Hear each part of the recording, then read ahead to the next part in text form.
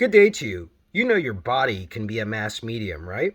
You know that your body can be media, right? Because we define media as something that comes between us and something else, but that something is also carrying a message.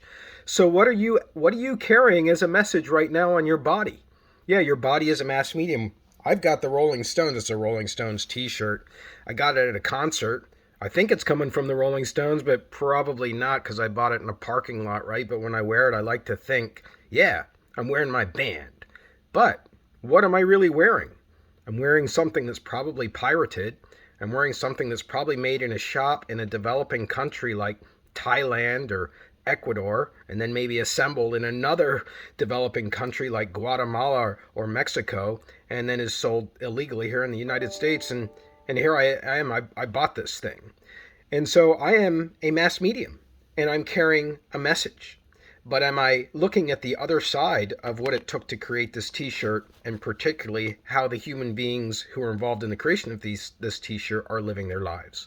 And so that's what this particular theoretical framework is all about. It's called Marxist analysis. And let me tell you, the authors, Matt, Ott, and Mac, they don't pull any punches. They start the book right off with the very first theoretical perspective being probably the hardest hitting one, at least when it comes to the American awareness, so to speak, because we don't like to talk about Marxism. We equate it with the Soviet Union or Cuba or China, but that's not what's going on here. Karl Marx was a thinker in the 1800s, and he was writing about factory workers and the conditions they were working in. And his theories since that time have been applied to understanding how media function as well. So let's take on Marxist theory today, our second chapter in the book and our very first theoretical perspective to be followed by many in the class. So Marxist theory is both a theory that's social theory, I should say. It's both a social theory and it's a political movement. It's a political movement as well. It's not just something that sits inside people's heads that they study in a classroom. It's out there on the streets as a political movement. And it originates from Karl Marx and his book called The Communist Manifesto. Again, a very unfortunate name by today's standards and what we think about Communist Manifesto. He wrote a lot of other books too, like Political Economy was one of his books. And the premise of Marxist theory is that the mode of production in society, that is the way that things are made in society, determines the social relations. So in other words, if you can think of it this way, the economic structure of our society, which is what produces things like t-shirts, the way that our economic structure is set up influences the way that we interact with each other. And so, for example, if you are a person who speeds in your vehicle, you might get a fine. And that vehicle is manufactured, but the way that you are fined also changes your behavior. You decide, okay, I'm going to take a chance when I speed. I'm going to get a gizmo in my car that tells me when there's a cop up ahead. And if I get a ticket, I get a ticket. Or, I'd rather not get a ticket, but your behavior is influenced. And also the behavior in the car is influenced because people will say, slow down, if they're with you and you're speeding.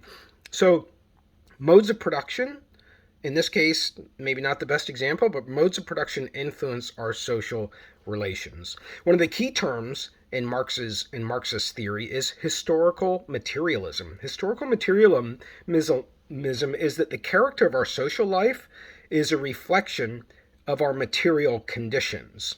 Our material conditions consist of those objects that we have in our world.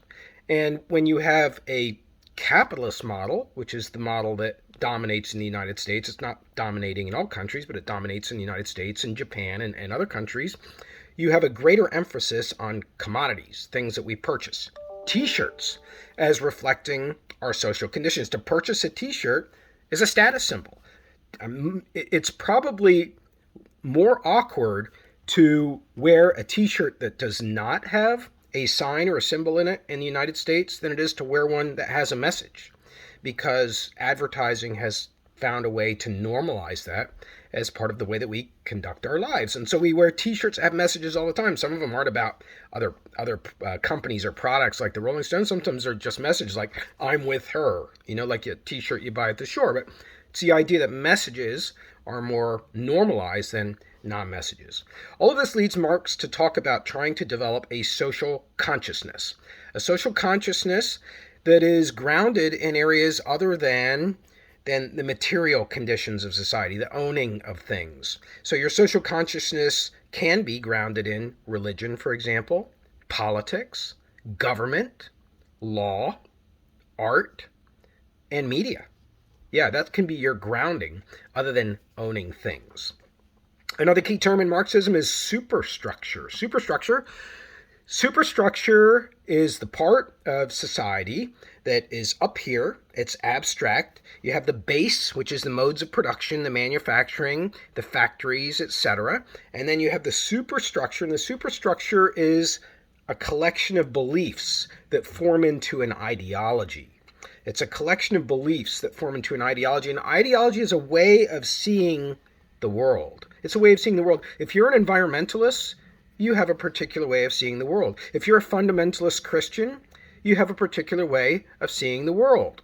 If you're a professor, now maybe that one's too broad, but you have a particular way of seeing the world. That's trying to get at what an ideology looks like. It's a way of seeing the world. And when you have a capitalist structure, the superstructure that's above it has an ideology that needs to be examined. And that's what we're starting to do in this class. It's not easy. It's uncomfortable to start to talk about some of these ideas. So we're going to talk now about capitalism. Capitalism, also called the capital accumulation model, because it is a model for how a country can run. It's not the only way that the country can run, but it is a model for how a country can run. So it's also called the capital. That's what the root term is of capitalism, right? Capital.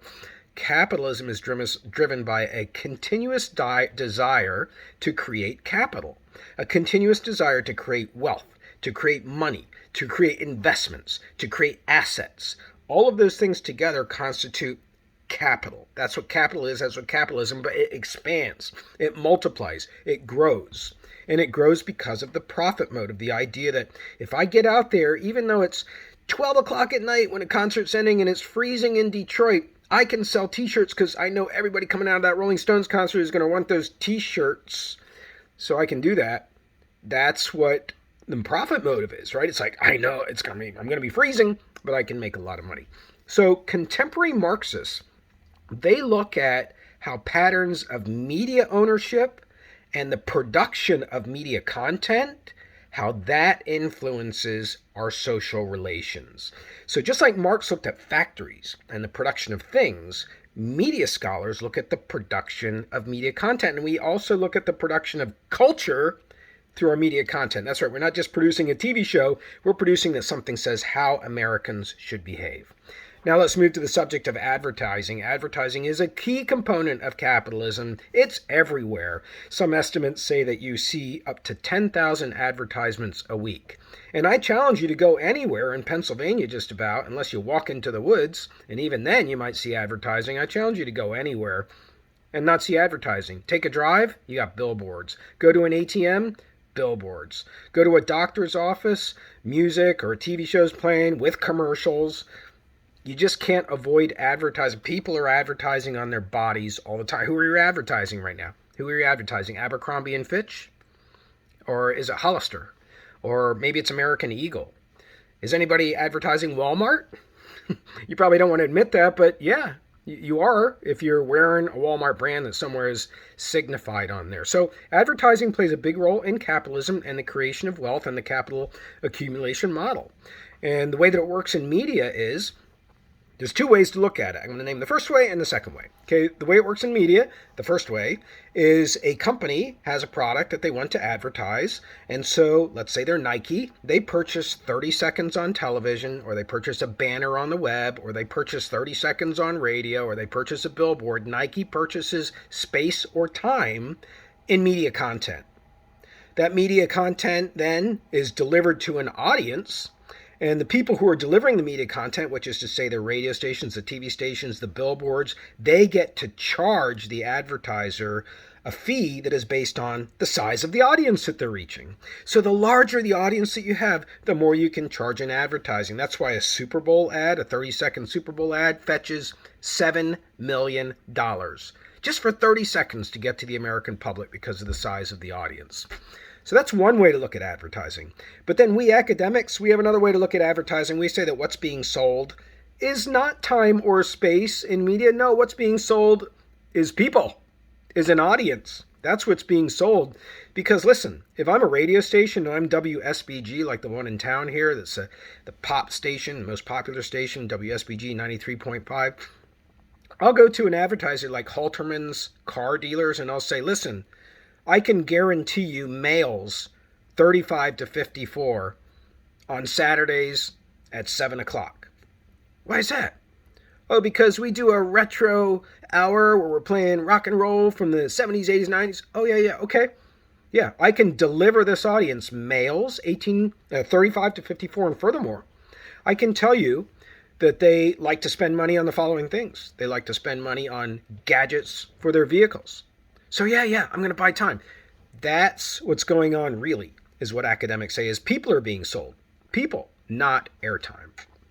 So what are the effects of advertising? There's a lot of negative effects on media content that we don't even necessarily think about. One is false claims are made all the time in advertising. The best, the brightest, the most. We see that all the time with food.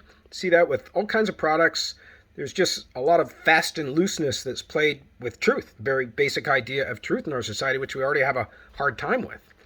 Next up is advertising compresses regular media content. Advertising compresses regular media content. If you take a newscast that's supposed to be 1.5 hour long on television, then you look at how much time actually was devoted to news stories. It's like 22, 23 minutes because there's 7 or 8 minutes of advertising in there.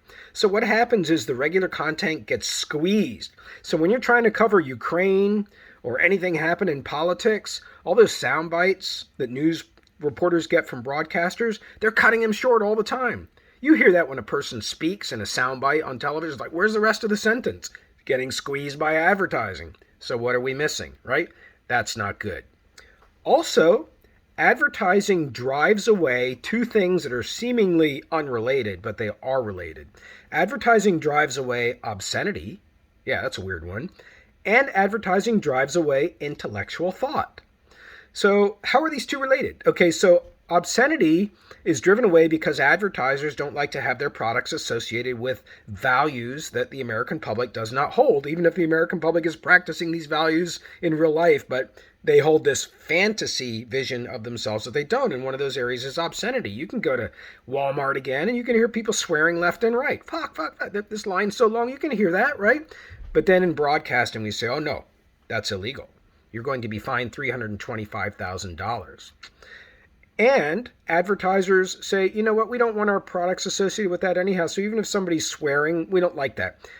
Procter & Gamble, one of the biggest advertisers across all media, even though you wouldn't know it because it's a parent company that remains invisible. They own Tide detergent. Procter & Gamble doesn't want Tide detergent associated with lewd stuff. It wants it associated with clean, white, because that's the color for clean, right? At least in the advertising world. So obscenity is driven away by advertising. But then also intellectual thought is. Because if you don't dumb your content down enough, you won't have a big enough audience because people will peel off. They'll say, you don't understand this, or, oh, those people are conceited, or they're talking down to me, or I'm too stupid.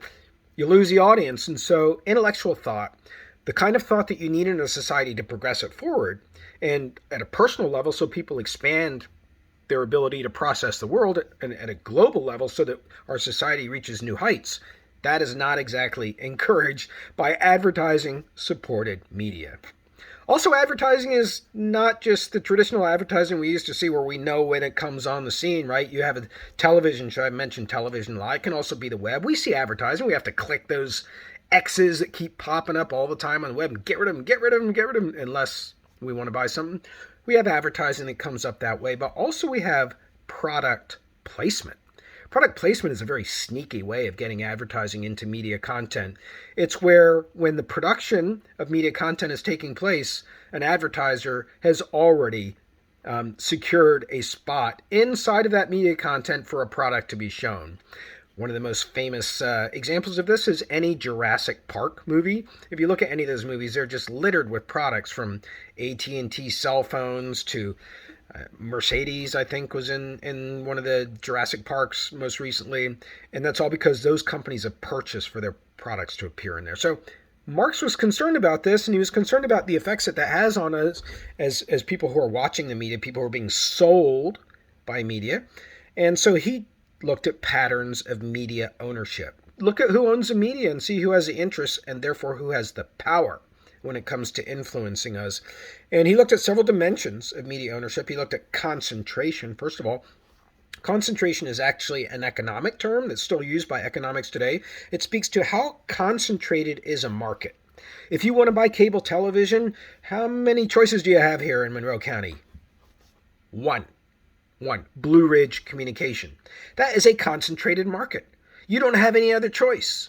And so many people are saying, I wish I could cut the cord to cable, myself included. It costs so much money, over $200 every month.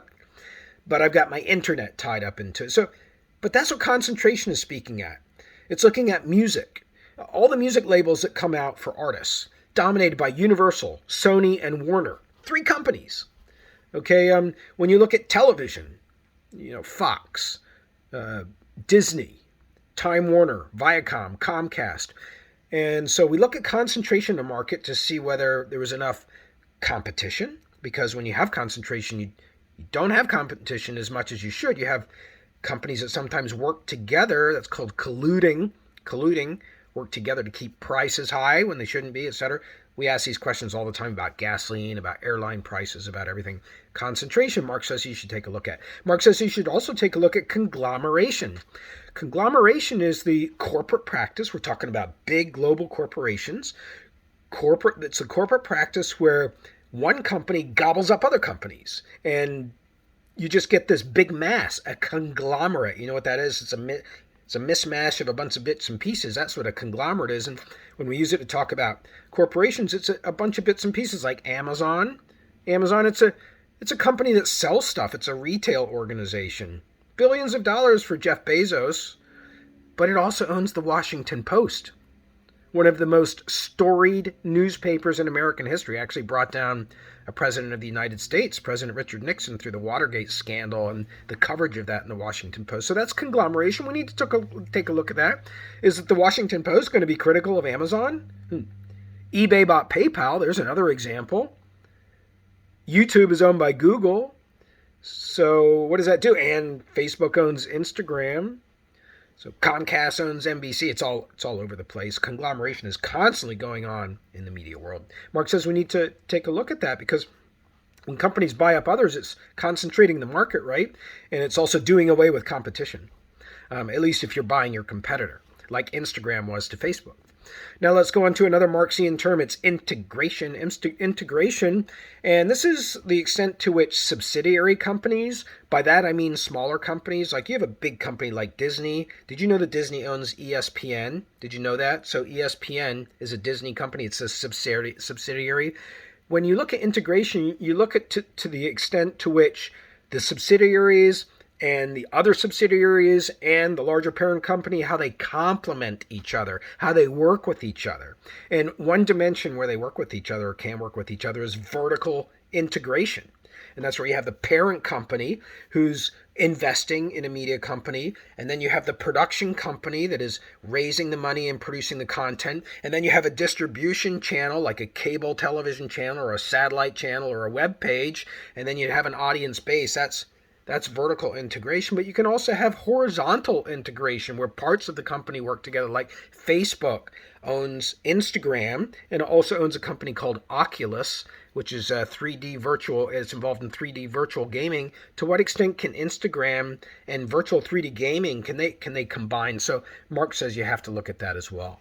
And finally, Marx says you got to look at multinationalism. All of these having to do with media ownership. Multinationalism is to the extent to which a company has media properties in other countries.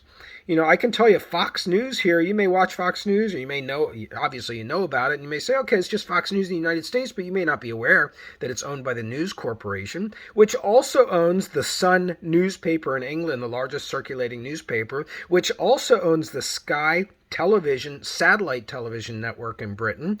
So you've got a presence of these global media conglomerates all over the world. What's being done influencing us here in the United States is happening all over the world.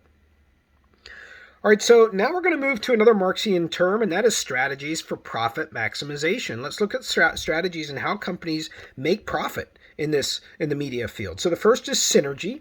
The synergy, and I just spoke about that in another sense. I spoke about it as where integration is taking place and parts of the company are working together. This is just another term for it, so I'm going to kind of blow past this one and move to the next one, which is a strategy of Marx for profit maximization, or at least Marx. It's not Marx's strategy, but he's saying this is what capitalism as a capital accumulation model promotes as a strategy, and that's planned obsolescence. Planned obsolescence, where the product becomes unfashionable or unavailable. They just discontinue the line like iPhone does every time it releases a new iPhone. It starts to cut off the other ones, and there's all these stories going around about software being sabotaged for older phones so that you're forced to upgrade, etc. Planned obsolescence in the capital accumulation model knows no boundaries. You'll start getting service on a product. You'll start to feel that your clothes are out of fashion. Cars will start to use new materials, and your car looks like it's 35,000 years old, even though it's only 10 years old. That's what planned obsolescence is all about. Next up as a strategy is safety, the logic of safety. Nothing gets people to act more than feelings that their safety is being threatened, right? That's why cable companies offer security alarm systems, right? People believe that putting those in make them safer. I don't. I think they make people on edge all the time, whether the security system is on or off, and I think anybody who wants to get into a house can get into one. Now, I've never been flat out robbed, but the question of safety is what we're talking about here, and getting people to feel fearful is what people do. So do you feel fearful about the world now? Is that what's driving you to watch Ukraine? Is that what drives you to watch the forensic files or the news or really anything else because that world seems scary outside and yet you end up being even more scared? Well, that's part of the capital accumulation model within the media context. Next up is celebrity and spectacle. Celebrity and spectacle. Within a capital accumulation model, you have media content that favors entertainment and celebrityhood, people who are already well known. You have people who are well known just for being well known. They're all called Instagram and YouTube influencers. They're well known. I'm not saying they don't have ideas. I'm not saying they don't have substance, but what are they famous for? Paris Hilton. That was what was said about her for years. What is she famous for? For being famous. So media tend to gravitate towards the spectacle. That is what is sensational, what is dramatic, what is unusual, what is scandalous. Do you know there's even a saying in the news industry that dog bites man or woman? Dog bites man or woman. That's not news. Man bites dog, or woman bites dog. Now that's news. That's what we're talking about with celebrity and spectacle. All right, now we're going to finish up with our final subject for today, which is consequences, I should say, of these ownership patterns that we've just identified in this chapter through a Marxian analysis. Here are some of the consequences to consider about our media system in the capital accumulation model. First of all, we are socialized from birth to see capitalism as not just one possible economic system, but the only system. It's unquestioned, right? Obviously, communism is bad. Obviously, socialism is bad. Obviously, what's going on in Korea is bad. Obviously, everything is going wrong except our system, this wonderful system we have called capitalism. And I got to tell you, I'm a capitalist for sure. But I'm also a realist, and I know from traveling to other countries, they don't have a second street like we have in Stroudsburg with people living in poverty in crack houses like Sweden. They don't have that. So I am very aware of other countries and other models that are used to run those systems. The point here is that we're socialized from birth, not to really question our system. Secondly, our media content does have a reduction in diversity. It's called the homogenization of media. Content tends to be very same because corporate making entities, they are risk aversive. If they stumble on a successful formula like American Idol on television, they're going to just develop spin-offs. That's why we get The Voice, for example. And you can find that with The Bachelor and all the other reality TV shows and sitcoms. You find spin-offs. And so what that does overall is it kind of collapses the boundaries of creativity and keeps things very homogeneous, very same genius. Third up, we do have a restriction of democracy. We have restriction of democracy. Democracy is supposed to be for the open exchange of ideas. But because mass media are owned by basically concentrated firms, very wealthy, powerful firms, Those firms and the people that they choose are the ones that are circulating the ideas in our society the most. And the people who are circulating the ideas are not the common, everyday, ordinary citizen. If you've got an idea about the Ukraine war or the economy or education or the pandemic or anything, do you think you can call up Fox News or CNN and ask to be put on the air? No, you don't have that kind of power. There's an inegalitarianism there, an inequality. And that's as a result of the capital accumulation model that allows these big companies to grow up and rise up and be the deciders of who they're going to have on the air. Lastly and finally, we have the spread of cultural imperialism. Cultural imperialism. This is a concept that I address quite a bit when I teach it in my course, Comparative Media, CMST 410.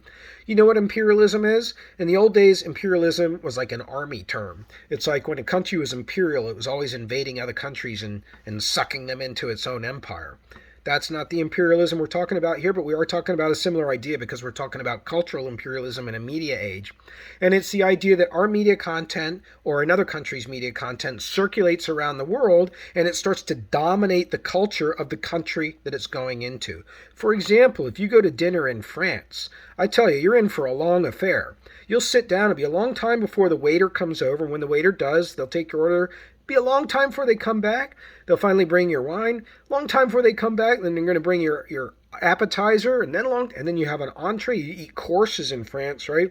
And then you're going to have a dessert, and that's going to be cheese and grapes. Maybe it's not what you think of in the U.S. as being a dessert. And then after that, you're going to get a digestive, which is a liquor. It's like this big, and it's got a fruit flavor to it, and it's supposed to help you digest the food you just ate. That's the way that the French eat. It's a long tradition. The waiter's coming slow to your table because you're supposed to be enjoying yourself. You're supposed to be putting the phone down. You've earned this. You've had a long day. Sit and relax. It's not about moving people through the tables for tips, as it is under a capital accumulation model.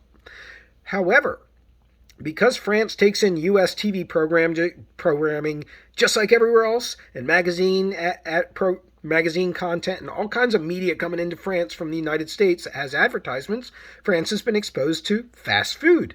Fast food like McDonald's or Arby's or Wendy's or Burger King. You can find them all in France everywhere you go, and that's a very different style of eating, right? That's kind of an American style of eating, right? You get your food and you put it in your cup holder and you drive, or you eat while you're walking, or you eat with your eating thing in your left hand and you're on your phone with your right hand, right? What happens if the French culture starts to adopt that way of living as opposed to the French way? That's a question of cultural imperialism. Our way of living through our media content is sort of invading another country. We can have the same thing happening to us. You can say the same thing about Chinese food if you want, or Mexican food, or Hispanic programming if you want to think of it that way. It's about other people's values being spread through media content and snuffing out the culture that's in the country that content is being imported to. That's a deeper subject for comparative media, but that will leave us with things today. Have a great day.